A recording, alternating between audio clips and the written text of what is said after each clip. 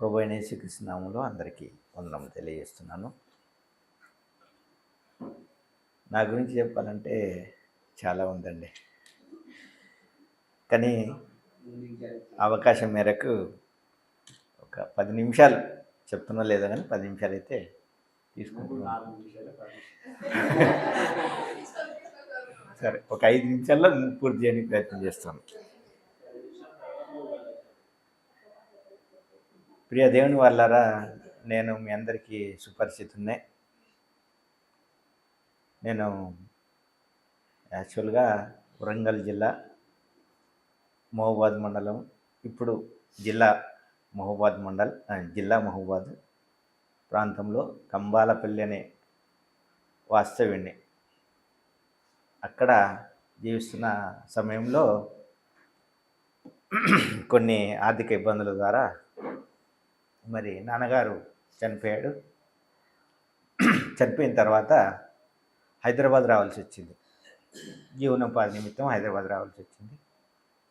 వచ్చి మేడ్చల్ ప్రాంతంలో మరి నివసిస్తున్న సమయంలో అప్పటికి చిన్ననాటి నుంచి నాకు దేవుని పరిచర్య అన్నా, దేవుని మాటలన్నా, దేవుని పని అన్నా చాలా ఇష్టంగా చేసేవాడిని. అది దేవుడు నాకు ఇచ్చిన బాధ్యత అనుకుంటున్నా, వరం అనుకుంటున్నాను. అందుని బట్టి దేవునికి ఎంతగానో రుణస్తున్నై ఉన్నాను నేను. ప్రియ దేవుని వాళ్ళారా, మరి ముఖ్యంగా మరి ఆ నుంచి కానీ సత్యవాక్యం అంటే ఏంటో నాకు అప్పటికి అవగాహన రాలే. బహుశా అప్పటి నుంచి కొనసాగుతూనే ఉన్నాను సంఘంతో పాటు, మరి సహవాసంలో కొనసాగుతున్నాను. కానీ సత్యవాక్యం అంటే ఏందో అప్పటికి అర్థం కాలేదు. బైబిల్ అంటే ఏందో తెలియదు.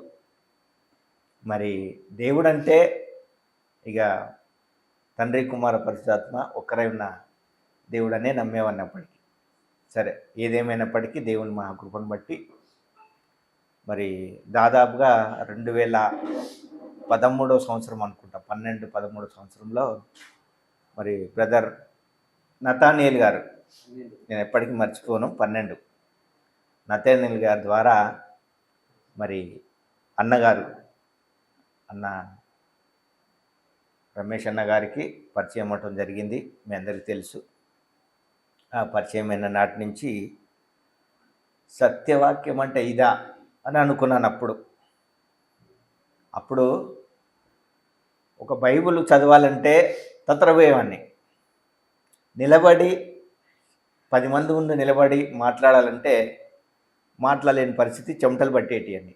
అలాంటి స్థితిలో అన్న సత్యవాక్యాన్ని బోధించడం ద్వారా అసలు ఏంటి నా పరిస్థితి, ఏంటి నేనేంటి అని తెలుసుకోవటం జరిగింది. తెలుసుకున్న తర్వాత దేవుడు నన్ను ఎందుకు ఈ లోకాన్ని పంపించాడు, ఎందుకు వచ్చాను దేవుని పని చేయనిక అని చెప్పేసి తెలుసుకున్న తర్వాత మొట్టమొదటి అన్నగారి పరిచయమైన వాక్యము పరలోకానికి ముందున్నది ఎవరనే సబ్జెక్టు మీద నేను అన్నతో పరిచయం అవటం జరిగింది.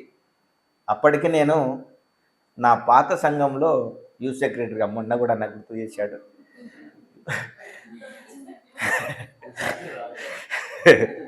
యూత్ సెక్రటరీగా ఉన్నప్పుడు నాకు అసలు నిలబడి చెప్పాలంటే భయం అయ్యేది, చెమటలు పట్టేది. యూత్ సెక్రటరీ మరి, కానీ నిలబడి చెప్పాలంటే భయం అయ్యేది, తత్తరపోయేది మాటలే. అలాంటి స్థితిలో దేవుడు నన్ను ఎంతగానో వాడుకొని అన్న ద్వారా పరిచయమే చక్కటి వాక్యాన్ని, సత్యమైన వాక్యాన్ని పరిచయం చేసినందుకు హృదయపూర్వకంగా నా కుటుంబం తరఫున, నా తరఫున అన్నగారికి హృదయపూర్వక వందనాలు తెలియజేస్తున్నాను. అదేవిధంగా మరి ప్రియ దేవుని వాళ్ళారా, మరి అన్న పరిచయమైన కొద్ది రోజుల్లోనే మరి సాతాను శోధన లేకుంటే ఏంటో తెలియదు, నాకు యాక్సిడెంట్ అవ్వటం జరిగింది. ఆ సమయంలో ఒక 20 మంది సహోదరులు నాతో పాటు ఉండటం జరిగింది. చాలా సంతోషకరం. మరి ఆ సమయంలో చికిత్స జరిగింది దేవుని కృపతోటి. ఒక 1.5 మంత్లో నేను లేచి నడిచాను. దేవుని మహాకృపను బట్టి మరి చక్కగా దేవుడు ఆరోగ్యం ఇచ్చాడు. ఇప్పటి వరకు చాలా సంతోషకరంగా, మహిమకరంగా దేవునిలో కొనసాగుతున్నా. అందుని బట్టి దేవునికి వందనాలు. మరి ముఖ్యంగా నా ఫ్యామిలీ విషయంలో మీ అందరికీ తెలుసు. మరి నా భార్య, నా సతీమణి మోకాళ్ళ నొప్పులతో మీ అందరికీ తెలిసిన విషయమే. మరి పోయిన సంవత్సరం అంటే ఆగస్టు 23 అనుకుంటా, 23 ఆపరేషన్ జరిగింది. దాన్ని మీ ప్రార్థన సహకారంతో దేవుడు కృపను అనుగ్రహించాడు. చక్కటి ఆపరేషన్ జరిగింది.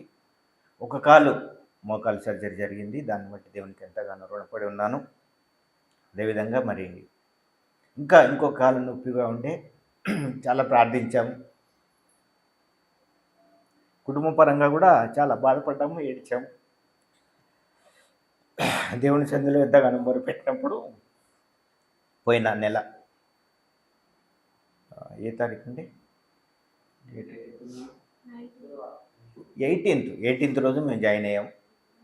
డిసెంబర్ 18th రోజు జాయిన్ అయ్యటం జరిగింది. దేవుని మహాకృపను బట్టి సర్జరీ విజయవంతం జరిగింది.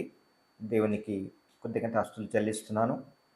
మరి ఈరోజు రావాల్సి ఉండే మరి మెట్లు ఎక్కలేని కారణంగా రాలేను అని చెప్పింది.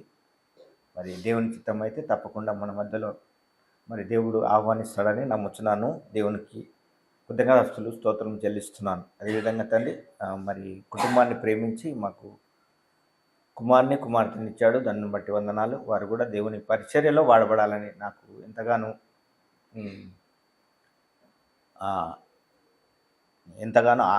నాకు ప్రేరణ ఉంది. వాళ్ళు సత్యవాక్యంలో అదిగా దేవుని సన్నిధిలో వాడబడాలి ఎక్కువగాని నేను మనసారా కోరుకుంటున్నాను. అదేవిధంగా మరి నేను నా గత జీవితం మరి అన్నగారు ఎప్పుడైతే శ్యాంప్రసాద్ అన్న గారు ఒక సంఘాన్ని నడిపిస్తున్నాడో, అన్న మీరు కూడా వచ్చి వాక్యాన్ని చెప్పండి అన్నప్పుడు నెలలో 2 సార్లు నాకు అవకాశం ఇస్తాడు. అందుని బట్టి దేవునికి ఎంతగానో స్తోత్రం చెల్లించుకుంటున్నాను.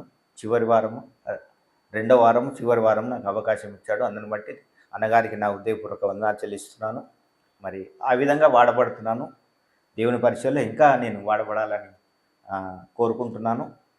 మరి అందు గురించి మీరు మీ వ్యక్తిగత ప్రార్థనలు తప్పకుండా విన్నవించుకోవాలని కోరుతున్నాను. అది మరి ముఖ్యంగా మరి సత్యవాక్యంలో నడిచిన నాటి నుంచి నేటి వరకు ఎప్పుడైతే నాకు అన్నగారు పరిచయం అయ్యారో ఆ రోజు నుంచి నేటి వరకు మరి చాలామందిని చాలా రకాలుగా పరిచయం చేస్తూ, నాకు తెలిసిన వారిని తెలియని వారిని పరిచయం చేస్తూ, మరి ఒకరి ద్వారా ఒకరు పరిచయం చేస్తూ ఈ విధంగా మరి అన్నగారి ద్వారా వాక్యాన్ని వినిపించడం జరుగుతుంది. మరి అందును బట్టి దేవునికి ఎంతగానో మరి స్తోత్రం చెల్లిస్తున్నాను. మరి నా ద్వారా ఇంకా ఏమైనా సహాయం ఉన్నట్లయితే తప్పకుండా మరి నాకు చేతనైనంత మటుకు మరి సేవలో తప్పకుండా సహాయపడతానని మనవి చేస్తున్నాను. ఇకపోతే నేను పరిచర్యలో ఇంకా ముందుకు కొనసాగాలి, ఇంకా వాడబడాలి అనే ఉద్దేశం నాకున్నది. దాని గురించే మీరు ప్రార్థన చేయవలసింది కోరుతున్నాను. మరి ముఖ్యంగా మరి అన్నగారు ఇంతకుముందే అన్నట్టుగా నాకు కూడా తలంపు వచ్చింది. ఒకసారి నేను అన్నగారితో కూడా పంచుకోవడం జరిగింది. ఎక్కడైతే సత్యవాక్యం లేదో అక్కడికి మనం వీలైనంత మటుకు ఏ విధంగా వెళ్ళాలో మరి ఆ విధంగా వెళ్ళి అక్కడ సత్యవాక్యాన్ని బోధించే ఆలోచన నాకు ఉండేది. మరి అన్నగారితో కూడా ఒకసారి పంచుకున్నాను.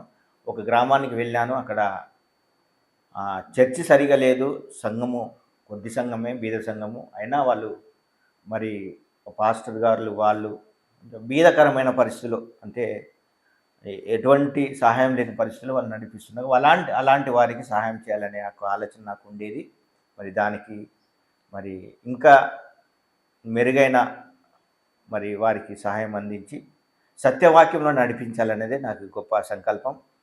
అందుకోసమే నేను ప్రయాసపడతానని తప్పకుండా మనం చేస్తున్నాను. ఆ విధంగా ఈ యొక్క 24వ సంవత్సరంలో గట్టి నిర్ణయం తీసుకుంటున్నాను. దానికోసమే నేను తప్పకుండా ప్రయత్నం చేస్తానని మనవి చేస్తున్నాను. అవకాశం ఇచ్చిన మరి అన్నగారికి మరి ముఖ్యంగా దేవాదేవునికి నా హృదయపూర్వక వందనాలు తెలియజేస్తూ ముగిస్తున్నాను. Thank you very much.